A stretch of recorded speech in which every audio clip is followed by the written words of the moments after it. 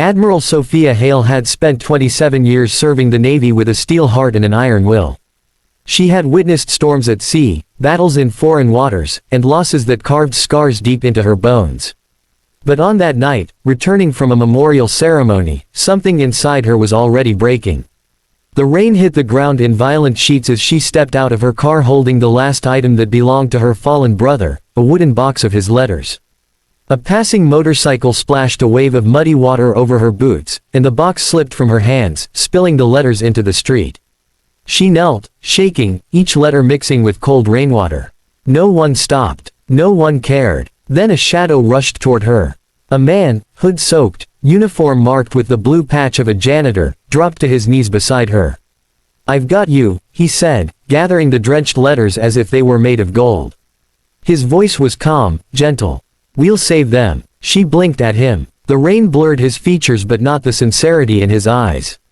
"I'm Elias," he said.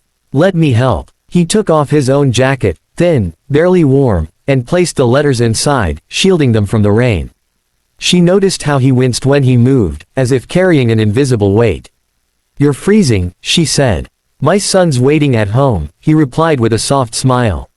Nothing new. She didn't understand what that meant until the city lights flickered, revealing his worn-out shoes, the patched knees of his pants, and the exhaustion hanging from his shoulders like chains.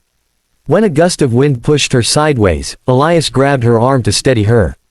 "You shouldn't be out here alone," he said quietly. "Not tonight." He escorted her to her car, still holding the rescued letters. Before she could thank him, thunder cracked overhead, and he flinched hard, too hard for just a sound. "Are you all right?" she asked. He forced a smile. Old memories. Nothing serious. But she recognized that look. It was the look of someone who had seen more battles than he would ever admit. When she offered him a ride, he refused. "My boy is alone at home. I can't be late." And then he was gone, disappearing into the storm. She never forgot the image. A drenched janitor walking into the darkness, carrying burdens no one saw. Sophia spent the whole night thinking about him, the letters, and the strange ache in her chest. She had medals, power, and respect, yet that simple act of kindness had cut deeper than any honor she'd ever received. She didn't know his full name. She didn't know his story. But she promised herself she would find him again. She failed. Life moved forward, and the rain-soaked janitor faded into memory. Until one evening, months later, someone knocked on her door. And when she opened it, everything she believed about fate changed. Chapter 2, The Knock That Broke Her Walls. The house was quiet, the kind of quiet that made old grief echo louder. Sophia had returned from a long day of briefings, her mind running through naval strategies and paperwork. The rain outside mirrored that night months ago.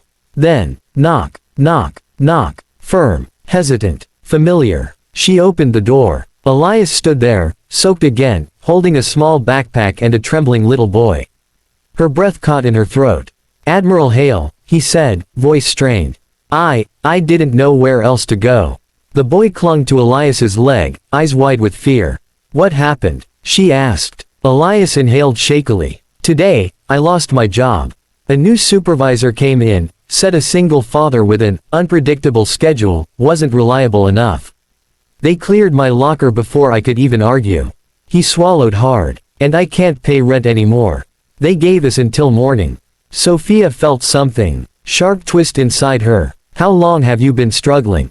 she asked quietly. "Since my wife died," he whispered.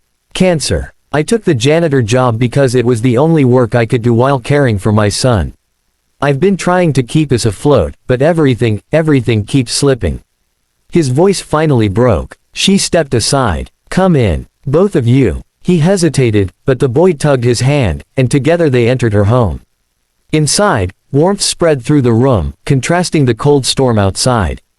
Elias kept standing, unsure, nervous, like he didn't belong anywhere. "You helped me when no one else did," Sophia said. "Let me help you now." "I didn't come for charity," he said quickly. "I came because I remembered your kindness. And I thought maybe you'd know of some place hiring night workers." Her chest tightened. This man had saved her brother's letters. He had steadied her when she was collapsing. He had asked for nothing. She made a decision before she could second-guess it. I know a place, she said. But you won't be a janitor. He frowned. What do you mean? I run the Naval Community Outreach Program, she explained. We need supervisors who can manage facilities, coordinate staff, oversee safety. You have discipline, leadership, and heart. His eyes widened. Admiral, I never finished college. I don't have papers. Paper doesn't create integrity, she said. People do. For a moment, Elias couldn't speak. His son moved to him, looking up with innocent hope. Then the boy whispered, Dad, does this mean we won't sleep in the car? The silence that followed was heavy, too heavy. Sophia knelt in front of the child. No, you will never sleep in a car. Not as long as I have a home. The boy hugged her without hesitation. She froze, then felt something inside her melt. Elias wiped his eyes, shoulders trembling. I don't know how to repay you. You already did, she replied. The night you picked up those letters. Those were just letters, he whispered. They were the only pieces of my brother I had left. The room stayed quiet, filled with rain sounds and unspoken gratitude. For the first time since her brother's death, Sophia felt something she had thought she'd lost forever. The feeling of being needed.